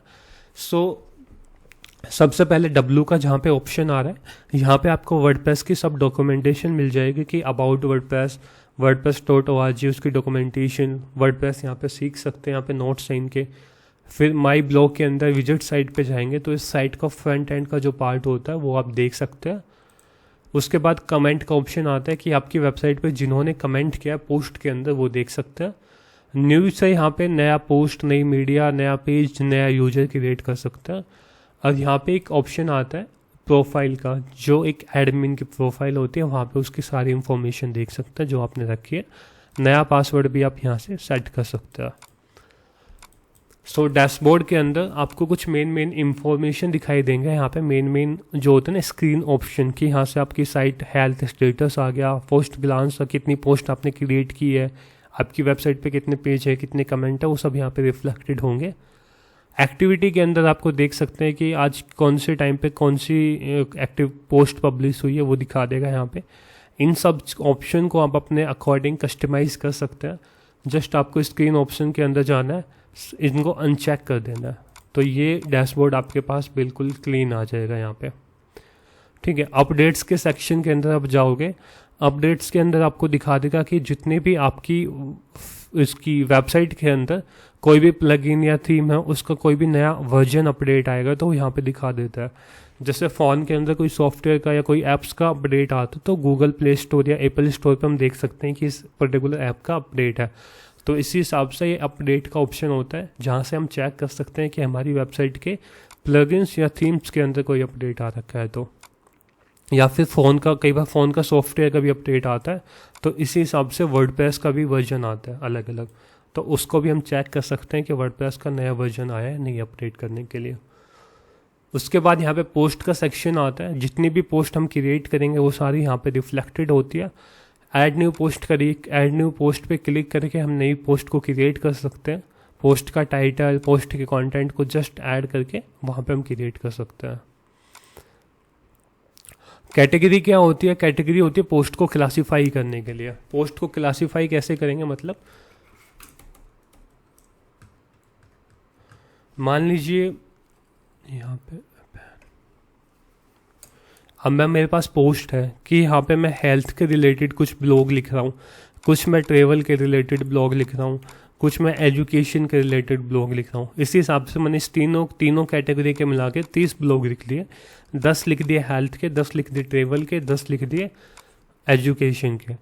तो इस हिसाब से यदि मैं इनको कैटेगराइज नहीं करूँगा कि मान लीजिए पहला, दूसरा, तीसरा, चौथा, पाँचवा, नौवा, दसवां ये एक हेल्थ के नहीं है, इनको मैं कैटेगराइज नहीं करूँगा तो 30 मेरे एक साथ दिखाई देंगे। अब मैं उसको कैटेगराइज कर दूंगा कि हेल्थ का जब भी पोस्ट में क्रिएट करूँगा तो ये हेल्थ का है, ये ट्रेवल का है, ये एजुकेशन का है। ये सब चीज़ जो कैटेगराइजेशन का काम होता है वो होता है अपना कैटेगरी के मदद से। जो यहाँ पे कैटेगरी का ऑप्शन आ रहा है ना, इसकी वजह से हम जितने भी आप वर्डप्रेस के अंदर पोस्ट क्रिएट करेंगे उनको कैटेगराइज कर सकते हैं कि ये वाली पोस्ट हेल्थ के अंदर है, ये एजुकेशन, ये ब्लॉग्स, ये लाइफस्टाइल, ये एंटरटेनमेंट, इनके हिसाब से कैटेगराइज कर सकता है। नेम के अंदर आपको कैटेगरी का नाम ऐड करना है। जैसे मान लीजिए मैं हेल्थ के रिलेटेड कैटेगरी क्रिएट कर रहा हूँ तो अब हेल्थ यहाँ पे चूज करना है, हेल्थ। स्लग का मतलब क्या होता है? स्लग का मतलब होता है आपका यूआरएल। जो ये टॉप का यूआरएल आता है ना, ये स्लग का मतलब होगा। जैसे मैं स्लग के अंदर हेल्थ लिख देता हूँ। पेरेंट कैटेगरी का मतलब होता है कि अब जैसे एजुकेशन एक कैटेगरी है, एक कैटेगरी है एजुकेशन। एजुकेशन के अंदर मैं मल्टीपल कैटेगरी को लगा सकता हूँ। एक तो हुई चिल्ड्रन की एजुकेशन, जो बच्चों की एजुकेशन होती है। दूसरी होती है जो अपनी ग्रेजुएशन लेवल पे कह सकते हैं, पोस्ट ग्रेजुएशन लेवल पे। फिर ग्रेजुएशन में भी मैं क्लासीफाई कर सकता हूँ कि बीएससी, ठीक है, बीटेक, ये अपना बीसीए। तो इस हिसाब से यानी जो बीटेक बीसीए अपना ये है, ये कौन क्या है, इनको हम कहेंगे चाइल्ड कैटेगरी, चाइल्ड कैटेगरी। और इनका पेरेंट कैटेगरी कौन है? ग्रेजुएशन। यानी ग्रेजुएशन के अंदर ये सारी कैटेगरी आ रही है, तो ये होगी चाइल्ड कैटेगरी और ग्रेजुएशन होगी पेरेंट कैटेगरी। पेरेंट कैटेगरी का मतलब ये होता है जो उसकी इनर कैटेगरी होती है उनको हम पेरेंट कैटेगरी कहता है। अब ये हेल्थ हमने कैटेगरी क्रिएट कर ली, इसकी कोई भी पेरेंट कैटेगरी नहीं है तो इसको नन सेलेक्ट कर देंगे।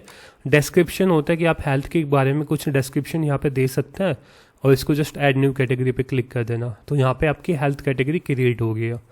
अब व्यू पे क्लिक करोगे तो यहाँ पे देख सकते हैं कि अब यहाँ पे आपके पास ये आपकी यूआरएल आ गई है। ये आपकी मेन जो जिस पे आपने लैंडिंग पेज को इंस्टॉल किया है वो दिखाई दे रहा है। उसके बाद कैटेगरी का ऑप्शन आ रहा है कि आपने एक कैटेगरी क्रिएट करी है और वो कैटेगरी का नाम है हेल्थ। जो कैटेगरी आपने क्रिएट की है उसका नाम है हेल्थ।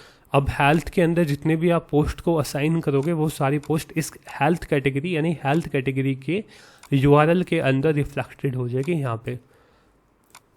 अब आप हेल्थ को हटा दोगे तो जितनी भी कैटेगरी होती है वो सारी कैटेगरी वहाँ पे दिखा देगा, वो हमको मैन्युअली क्रिएट करना होता है, ठीक है।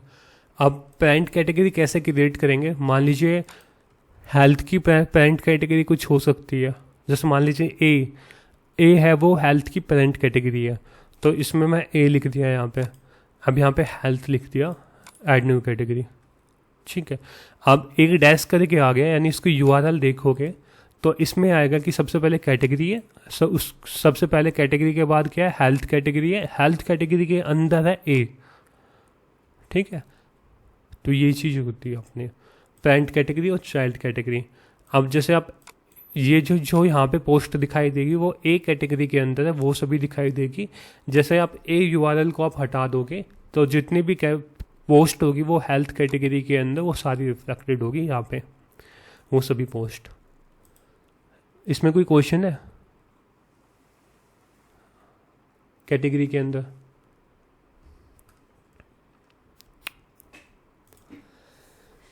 तो ये एक एडवांस पार्ट होता है, प्रैक्टिसिंग के थ्रू आता है नॉर्मली ना। अभी हम लैंडिंग पेज पर हम इसको इन्वॉल्व कर रहे हैं, लेकिन ये होता नहीं है लैंडिंग पेज में क्रिएशन के लिए।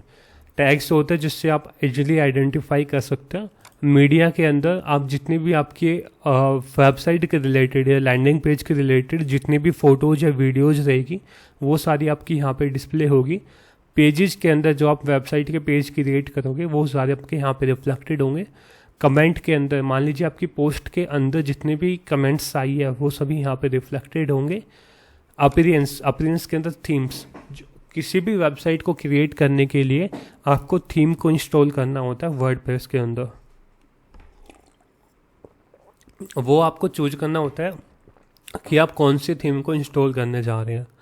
ठीक है, प्लगइन्स होता है, प्लगइन्स से एक फंक्शनलिटी ऐड करने के लिए होता है। लाइक कॉन्टैक्ट फॉर्म क्रिएट करने के लिए आप contact form 7, Ninja form, WP form, इन टाइप के प्लगइन का यूज कर सकते हैं। फिर उसके बाद यूजर्स आते हैं, आपकी वेबसाइट पे जितने भी यूजर्स होंगे वो सारे यहाँ पे रिफ्लेक्टेड होंगे। फिर टूल्स का सेक्शन आते हैं, कुछ टूल्स होते हैं जिसमें से मेन इंपोर्ट होता है, इंपोर्ट और एक्सपोर्ट, यानी किसी दूसरी वेबसाइट से जब आपको डाटा को इंपोर्ट करना है तो आपको वहाँ से इंपोर्ट कर सकते हैं, जब डाटा को एक्सपोर्ट करना होगा तो एक्सपोर्ट कर सकते हैं। सेटिंग के अंदर ये कुछ ऑप्शन आते हैं जो हम एक 1 बाय 1 डिस्कस कर लेंगे अभी। ठीक है, इसमें कोई क्वेश्चन हो पूछना चाह रहे हैं, कोई भी डाउट है?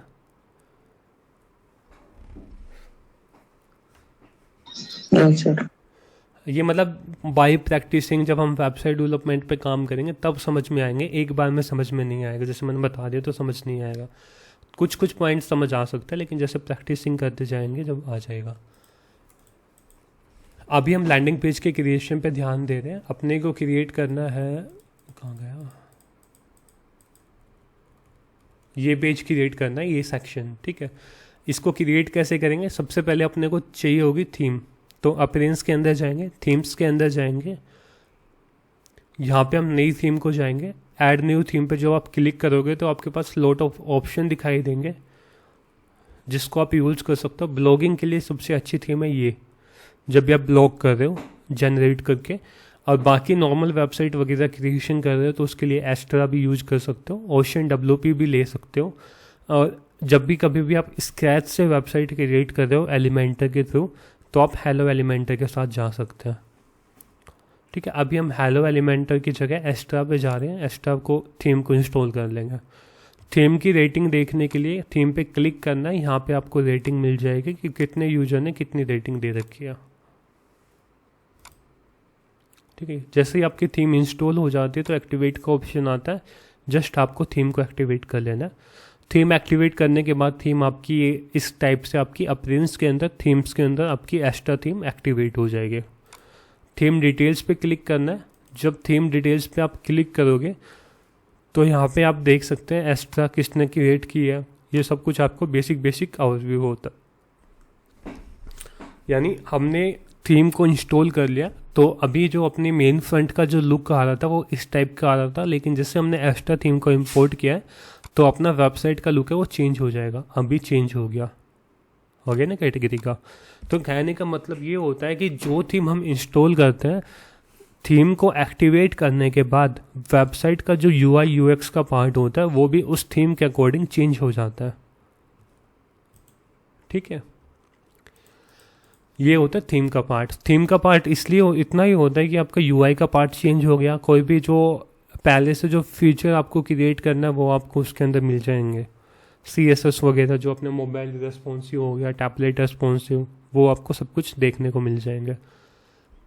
फिर लैंडिंग, हाँ सर मैं ये कह रहा था जैसे इसमें दिखाते हैं ये थीम हूबहू वैसी थीम आती नहीं है ना उसमें, जैसे ये थीम दिखाते हैं कि ऐसी होगी, वो डेमो के साथ दिखाते हैं। वहाँ पे जो थीम दिखाते हैं ना वो डेमो के साथ दिखाते हैं, बट जो थीम आप इंस्टॉल करते हो वो एक नॉर्मल थीम इंस्टॉल करते हो, उसके अंदर आपकी रेस्पॉन्सिवनेस वगैरह की क्वेरी वगैरह आती है।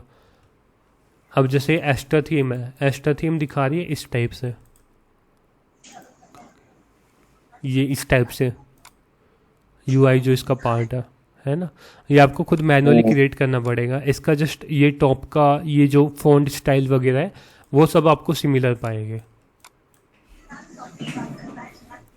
ठीक है सर, उसको इससे होता है ना स्टार्टर कुछ करने से उसकी थीम हाँ, पूरी आ कर जाती रहे हैं है हम ना? साथ के साथ ना वो हम वेबसाइट डेवलपमेंट के अंदर करेंगे। लैंडिंग पेज को हम स्क्रैच से क्रिएट करेंगे, एक पेज तो अभी फ़िलहाल, ताकि उसमें पेज बिल्डर्स पे प्रैक्टिस हो जाएगी। ठीक है, अभी उसको हम वेबसाइट पे जाएंगे जब हम केवल एक बार कंप्लीट थीम को इंपोर्ट कर देंगे। अभी हम जस्ट एक लैंडिंग पेज को क्रिएट करें जिसमें हम बिल्कुल स्टार्टिंग से स्क्रैच से दिखाएंगे। तो पहला काम अपना होगा कि अपीयरेंस के अंदर आके थीम्स के अंदर कोई भी एक थीम जो आपको अच्छी लगती है उसको इंस्टॉल कर लेना है।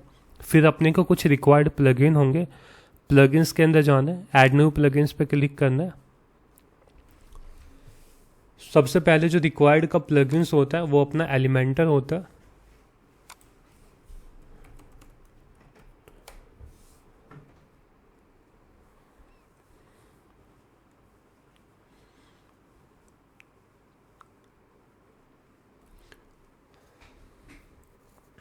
ठीक है, ये अपना प्लगइन्स होगा एलिमेंटर वेबसाइट बिल्डर।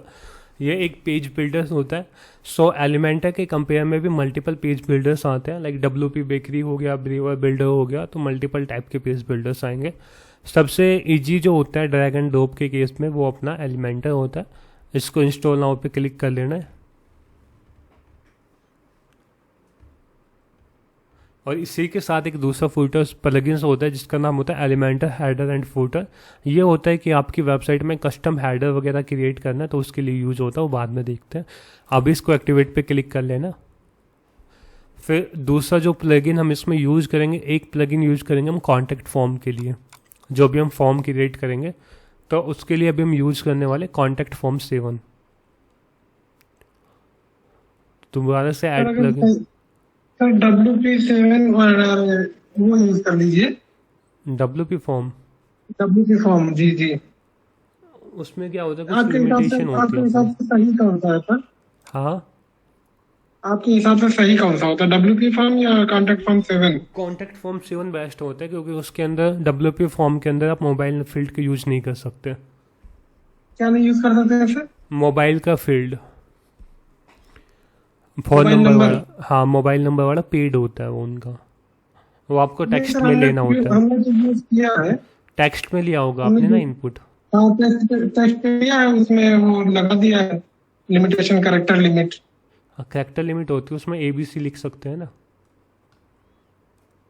अच्छा तो वो इश्यू होता है। आप कर सकते हो, वो अच्छा बहुत सिंपल होता है। WP फॉर्म तो अपना नॉर्मल ड्रैग एंड ड्रॉप के थ्रू आप कर सकते हो। हाँ सर, इसी वजह से हम कह रहे हाँ, तो एक दोनों करके दिखा देंगे, कोई दिक्कत नहीं है। हैं। जी जी सर, जी सर।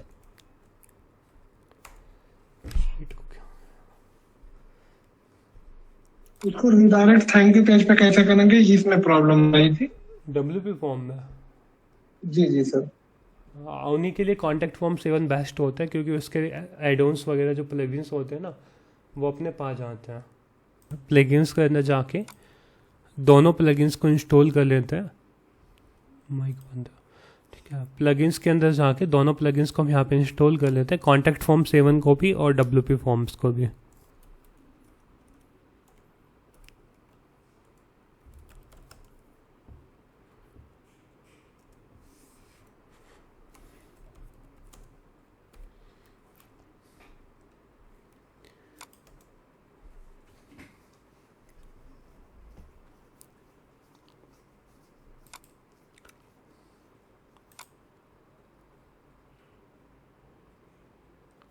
एक ये प्लगइन्स होता है कॉन्टैक्ट फॉर्म 7 का, एडोन्स होता है, लाइक कोई भी आपका फॉर्म फिल करता है ना तो आपका डाटाबेस वहीं पे डैशबोर्ड में दिखा देता है, तो इसको इंस्टॉल कर लेते हैं।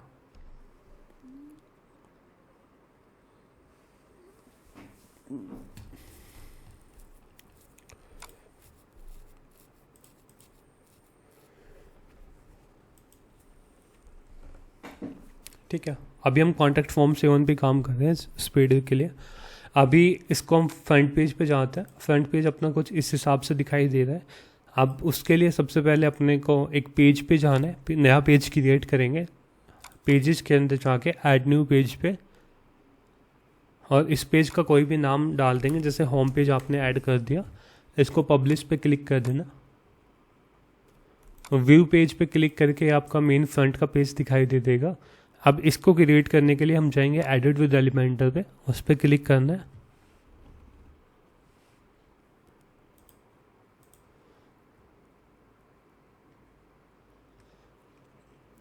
एडिट विद एलिमेंटर पे आएंगे तो यहाँ पे आपके पास लेफ्ट में एक विंडो आ जाएगी जहाँ पे आपके पास मल्टीपल ऑप्शन होंगे जिसको जस्ट आप ड्रैग एंड ड्रॉप करके यूज कर सकते हैं अपना लैंडिंग पेज क्रिएट करने में। तो अभी के लिए अपने को कुछ नहीं चाहिए, लाइक अभी टॉप का हेडर का पार्ट आ रहा है और ये पेज का टाइटल आ रहा है, ये अपने को कुछ नहीं चाहिए। नीचे आपको देख सकते हैं ये कॉपीराइट वगैरह भी आ रहा है, इसको भी हमें हटाना है। तो इसके लिए सबसे पहले आपको पेज की सेटिंग के अंदर जाना है और यहाँ पे हाइड टाइटल, जैसे आप हाइड टाइटल पे क्लिक करोगे तो जो पेज का टाइटल ये वाला होम ये हट जाएगा। फिर दूसरा जो पेज का लेआउट है उसको कैनवास पे क्लिक कर देना और इसको अपडेट करना, पब्लिश कर देना। जब भी कभी हम एक सेक्शन की वेबसाइट के लिए एक सेक्शन का जो पेज क्रिएट करना उसकी बात कर रहे हैं। अब आप इसको यहाँ पे आके लाइक देखोगे तो अभी अपने पास कंप्लीट जो पेज हो ब्लैंक आ रहा है, जो पेज यहाँ पे दिख रहा है वो कंप्लीट ब्लैंक है। तो इसके अंदर जस्ट हम इस टाइप का डिज़ाइन को इम्प्लीमेंट करते हैं, ये वाला। तो सबसे पहले इसमें आपको करना क्या है, इस पेज के अंदर आके यहाँ पे एक नया सेक्शन क्रिएट करना है। कोई भी आप लेआउट चूज कर सकते हैं यहाँ पे, ये ठीक है। सर एक चीज जो कैनवास करके अभी बताया आपको वो समझ में नहीं आया सर, बहुत जल्दी हो गया ये वाला नहीं, जो कैनवास में कहाँ पे क्लिक किए हैं आप, ये जो हाइड हो सेटिंग गया के है अंदर पूरा। जाना है, पेज सेटिंग के अंदर यहाँ पे आपको पेज लेआउट का ऑप्शन दिखाई देगा, ये वाला। इसके अंदर जी। आपको ऑप्शन दिखाई देगा, एक तो आता है डिफ़ॉल्ट जो थीम का होता है, जो पहले से वर्डप्रेस के जी, अंदर सर। आता है। थीम का स्पेसिफिक लेना है तो थीम पे क्लिक कर देना। एलिमेंट ऑफ फुल विड्थ का जो ऑप्शन आता है उसमें आपके हेडर और फुटर दोनों दिखाई देते हैं, दिख रहे हैं ना अभी। जी और जो कैनवास का जो ऑप्शन सर। आता है उसके अंदर सारे ऑप्शन हाइड हो जाते हैं, हेडर फुटर। ओनली जस्ट एक जो आपका पेज का इनर पेज होता है वो दिखाई देता है। Okay sir. ठीक है।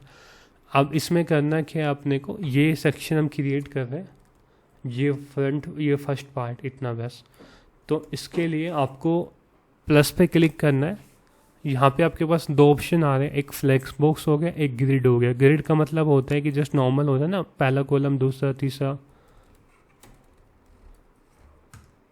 ग्रिड का मतलब हम कह सकते हैं इसके अंदर अलग अलग CSS की प्रॉपर्टी भी आती है, लेकिन ये होता है कि 4 कॉलम अपने इस हिसाब से आ जाएंगे, 6 कॉलम है तो यहाँ भी इक्वल सी स्पेस है, यहाँ भी इक्वल स्पेस है। और इसके अंदर कोई छोटा ले सकते हैं, फ्लैक्स के अंदर कोई बड़ा ले सकते हैं, वो आप डिसाइड कर सकते हैं। जैसे ग्रिड के अंदर जाएंगे आप तो यहाँ पे देख सकते हैं ना कि 2 कॉलम आ रहा है, या फिर ऊपर नीचे सेम विड्थ, मतलब सभी में आपकी विड्थ सेम पाएगी जो भी कॉलम की है। फ्लैक्स के अंदर आप आएंगे तो इसमें नीचे वाले के ऊपर 2 डिवाइड हो गए हैं यहाँ पे। इसके अंदर एक छोटा है एक बड़ा है। तो ये CSS की एक अलग अलग प्रॉपर्टी आती है जो बहुत टाइम टेकिंग होती है, कोड के अंदर होती है। तो जस्ट आपको जो चाहिए ना, जैसे आपको 4 कॉलम चाहिए तो आप 4 कॉलम का पिक कर सकते हैं। अभी अपने को 2 कॉलम चाहिए, एक लेफ्ट में टेक्स्ट के लिए, राइट में फॉर्म के लिए, तो हम जस्ट यहाँ पे 2 को पिक कर लेंगे। ठीक है, एक लेफ्ट का हो गया, एक राइट का हो गया।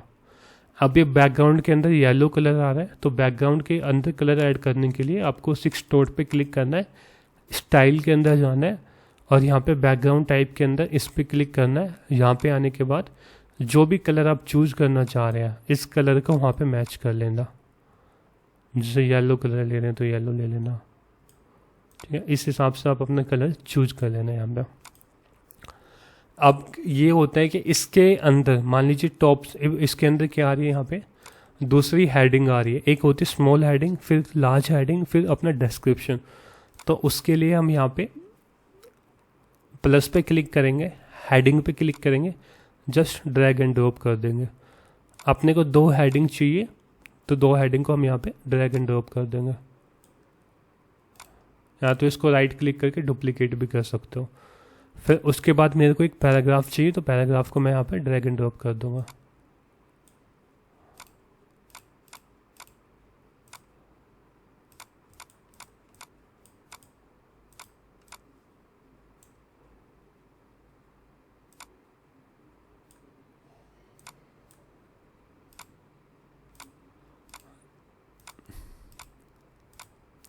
ये ग्रिड के अंदर ना कई इश्यू क्रिएट करता है क्योंकि दोनों को इक्वल करके रखता है। आप फ्लैक्स का यूज कर सकते हो उसके साथ।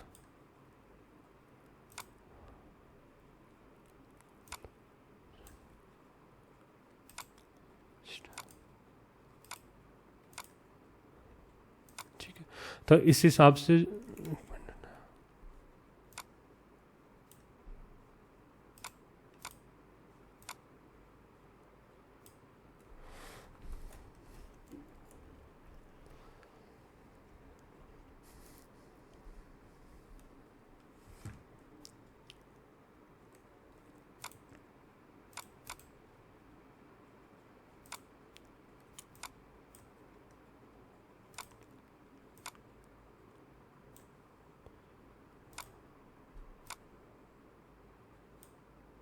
ठीक है। तो ये तीनों सेक्शन हमने ऐड कर दिए, उस साइड कैचे वगैरह का इशू था पहले ना।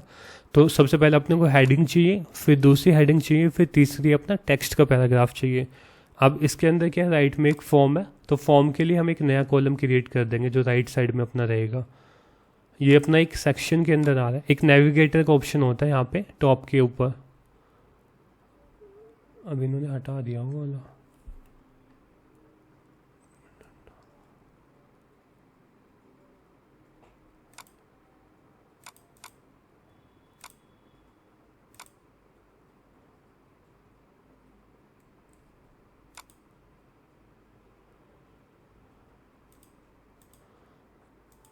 इन्होंने वो नेविगेटर का जब आप ओल्डर वर्जन इंस्टॉल करोगे ना, तो उस टाइम आपको यहाँ पे नेविगेटर का एक ऑप्शन दिखाई देगा, ये वाला अपना यहाँ पे टॉप पे स्ट्रक्चर का जो ऑप्शन है। इसके अंदर आप देख भी सकते हो कि जैसे आपका ये कंटेनर है, कंटेनर के अंदर हेडिंग आ रही है, फिर उसके अंदर एक हेडिंग आ रही है, फिर उसके अंदर टेक्स्ट एडिटर आ रहा है। तो इसको आप कंटेनर को डुप्लीकेट भी कर सकते हो, एक अपना सेपरेट कंटेनर डुप्लीकेट हो गया। और जब आप एक ओल्डर वर्जन को आप इंस्टॉल करते हो ना, तो इसके अंदर एक इनर सेक्शन का ऑप्शन होता है, इनर सेक्शन जो इसके अंदर नहीं है। अब ये एक रो के अंदर आ रही है, तो इसके अंदर जस्ट हम ग्रिड को ऐड कर देंगे। ग्रिड को ऐड करने के बाद इसके अंदर हम वैल्यू को ऐड कर देंगे, जैसे ग्रिड के अंदर कॉपी करके पेस्ट कर करके। ठीक है, ये थोड़ा कंफ्यूजिंग होता है जो ये क्रिएट करना होता है इस वाले वर्जन के अंदर। अदरवाइज आप जब नॉर्मल वर्जन लेते हैं तो उसके अंदर आसान होता है। इनिशियली से देखते हैं एक बार इसको। जैसे प्लस पे क्लिक करना है, ग्रिड पे क्लिक करके दो कॉलम को आपको ले लेना है। अब सबसे पहले प्लस पे क्लिक करके एक हेडिंग को यहाँ पे ले लेना है, और फिर इसी को जस्ट आप डुप्लीकेट कर दीजिए, हो जाएगा।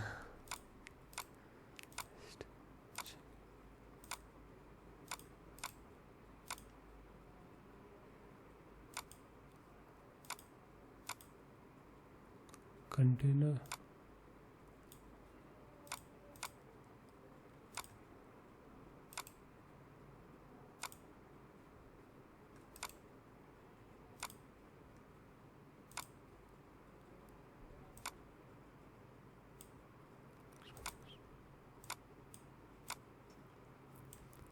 इसके अंदर है ना, थोड़ा आपको फ्लेक्स बॉक्स पे करने के लिए, जैसे फ्लेक्स बॉक्स पे क्लिक किया ना, दो पे आपने सेलेक्ट किया, तो वो थोड़ा आपको प्रैक्टिस करनी होगी। जैसे यहाँ पे इसको ऊपर नीचे एक बार करना, देख देख के यहाँ पे ना, जैसे तीनों को आपने एक कॉलम के अंदर अभी ले लिया।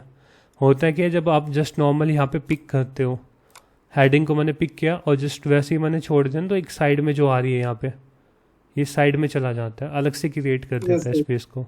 इसके अंदर ये होता है, ये कंप्लीट अपना CSS के ओरिएंटेड होता है जब। तो अब ये जैसे हमने यहाँ पे हेडिंग ऐड कर दिए, फिर सब हेडिंग ऐड कर दिए, फिर उसका डिस्क्रिप्शन ऐड कर दिया, तो बैकग्राउंड के अंदर हम कलर ऐड कर देंगे। 6 डॉट के अंदर जाके स्टाइल के अंदर, बैकग्राउंड के अंदर, कलर के अंदर येलो को पिक कर लेंगे।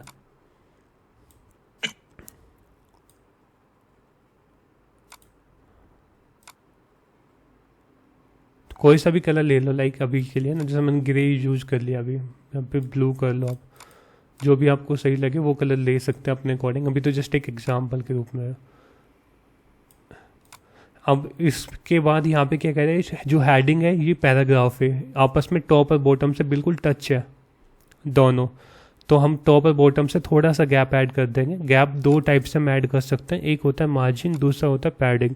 मार्जिन होता है जैसे ये पर्टिकुलर एक सेक्शन है जो भी ब्लर हो रहा है ना बैकग्राउंड में, जिसमें कलर आ रहा है, वो एक पर्टिकुलर सेक्शन है। पूछते कुछ अभी जो बैकग्राउंड में एक सेक्शन कलर आ रहा है वो एक पर्टिकुलर सेक्शन है। तो मार्जिन क्या होगा कि इसके जो बाहर से जो स्पेस होगा वो होता है मार्जिन। जैसे मार्जिन को मैं ऐड करता हूँ 50 पिक्सल, तो इस बॉक्स के जो बाहर जो स्पेस ऐड हो रहा है उसको हम कहते हैं मार्जिन, लेकिन जब बॉक्स के अंदर स्पेस ऐड करना होता है तो इसको कहते हैं पैडिंग। जब भी कभी भी आप बॉक्स के अंदर स्पेस ऐड करोगे तो उसको हम कहेंगे पैडिंग, और जब बाहर क्रिएट करना हो तो उसको मार्जिन देना होगा। इसके 4 वेरिएंट होते हैं, टॉप, राइट, बॉटम, लेफ्ट।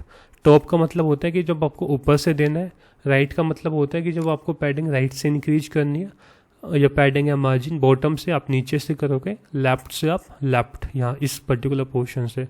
जब आप इसको अनचेक कर देते हो तो सबकी अलग अलग वैल्यू दे सकते हो, जैसे मैं टॉप की 150 दे दी, बॉटम की 50 दे दी। जब इसको आप चेक कर देते हो यहाँ पे तो ये सबकी कॉमन पैडिंग लेता है, कॉमन पैडिंग हो या मार्जिन हो, ठीक है। अब इसके अंदर इसका फॉन्ट साइज वगैरह चेंज करना है तो इस हेडिंग पे क्लिक करना है, स्टाइल पे जाना है। स्टाइल पे जाने के बाद यहाँ से मैं अलाइनमेंट सेट कर सकता हूँ कि हेडिंग को सेंटर रखना है, राइट रखना है, जस्टिफाई करना है अपने अकॉर्डिंग। टेक्स्ट का मैं कलर चेंज कर सकता हूँ, वाइट कलर चेंज करना है। टाइपोग्राफी के अंदर मेरे पास मल्टीपल ऑप्शन आते हैं कि इसकी मैं फॉन्ट फैमिली कौन सी रखना चाहता हूँ, फॉन्ट फैमिली मैं अपने अकॉर्डिंग चेंज कर सकता हूँ यहाँ पे। फिर दूसरा ऑप्शन आता है कि फॉन्ट का साइज मेरे को बड़ा रखना है, छोटा रखना है, वो सब चीज़ मैं अपने अकॉर्डिंग डिसाइड कर सकता हूँ। उसके बाद फॉन्ट का वेट आता है कि आप बोल्ड रखना चाह रहे हैं, लाइट बोल्ड, वो सब चीज़ आप देख सकते हैं यहाँ पे। फॉन्ट 100 पे रखोगे तो बहुत ज़्यादा पतला दिखाई देगा। जब इसको आप बड़े नंबर को इंक्रीज करते जाते हो 900 तक तो आपका फॉन्ट का जो वेट है वो बड़ा होता चला जाता है। फिर स्टाइल आती है कि नॉर्मल है, इटैलिक है या फिर ऑब्लिक है, ठीक है। ट्रांसफॉर्म में कंप्लीट अपर केस हो गया, लोअर केस या फिर कैपिटलाइज या फिर नॉर्मल, जो आपने जिस टाइप से लिखा था वही दिखाना चाहता है। लाइन हाइट में हेडिंग की लाइन की हाइट इंक्रीज हो जाती है। लेटर स्पेसिंग में वर्ड के बीच का गैप कम इंक्रीज हो जाता है, और वर्ड इस लेटर स्पेसिंग के अंदर तो एक एक लेटर का गैप इंक्रीज होगा, लाइक आपका ए और डी के बीच का गैप इंक्रीज हो रहा है। वर्ड स्पेसिंग के अंदर होता है कि आपका वर्ड के बीच का गैप इंक्रीज होता है या, तो इस हिसाब से आप टाइपोग्राफी में अपनी हेडिंग का फॉर्मेट को सेट कर सकते हैं। राइट साइड में अपना एक प्लस का सिंबल है जिसमें आप एक फॉर्म ऐड कर सकते हैं। जो भी फॉर्म अभी हमने क्रिएट किया है, लाइक कॉन्टैक्ट फॉर्म 7, तो उसका हम शॉर्ट कोड के थ्रू यहाँ पे एम्बेड कर सकते हैं। तो यहाँ पे हम जब शॉर्ट कोड को यूज कर लेंगे, शॉर्ट कोड को जस्ट ड्रैग एंड ड्रॉप कर देंगे इसमें, तो इसके अंदर हम ऐड करेंगे शॉर्ट कोड का। अभी के लिए इसको पब्लिश कर रहे हैं, होम पे जाके इसको रिफ्रेश कर रहे हैं, तो यहाँ पे देख सकते हैं कि जो बैकग्राउंड हमने यूज़ किया है और उसके साथ जो हेडिंग वगैरह है वो आ जाएगी। यहाँ पे राइट में फॉर्म यूज़ करेंगे। बाकी का काम है ना लैंडिंग पेज क्रिएशन में, वो हम कल की वीडियो में देख लेंगे, जिसमें ये कंप्लीट लैंडिंग पेज देख लेंगे। यानी एक स्क्रीन अपनी क्रिएट हो जाएगी, ये पूरी विंडो को कवर करेगा। लेफ्ट में टेक्स्ट, राइट में फॉर्म को पे सबमिट करने के बाद रिडायरेक्शन जाएगा वो थैंक यू में, और एक PDF को डाउनलोड करके दिखा देंगे। जो हम अभी सीखेंगे इसमें हम ये ई-कॉमर्स वेबसाइट भी बनाना सीखेंगे। ई-कॉमर्स में कंप्लीट नहीं जाएगी क्योंकि 1 मंथ में कंप्लीट होने के बहुत कम चांस है। यदि बाद में अपना टाइम बचता है तो एक प्रोजेक्ट हम आपको दिखा देंगे, वो कॉमर्स के थ्रू क्रिएट करेंगे ना, कैसे आप शिपिंग वगैरह सब कुछ सेटअप कर दोगे। ओके। और सर मैं कह रहा था मेरा ना रेजर पे का चल ही नहीं रहा है। रेजर पे का है ना, वो बटन लगाया था वो चलता ही नहीं है। रेजर पे बार बार बंद हो जाता है रेजर पे। पेमेंट लिंक ऐड करी थी आपने? हाँ, वो बटन में लिंक ऐड की थी, लेकिन है ना सर वो रेजर पे गड़बड़ हो रहा है। मतलब वो उसमें ना वेरिफिकेशन ही मेरी वो बंद कर रखी है रेजर पे वालों ने। हाँ, उसमें पूरा आपको डॉक्यूमेंटेशन चाहिए होगा जो रेजर पे में है ना। रेजर पे पेमेंट की क्या, बाय टेक केयर। कल मिलते हैं सेम ना 8:30 बजे। Okay, thank you sir. Thank you.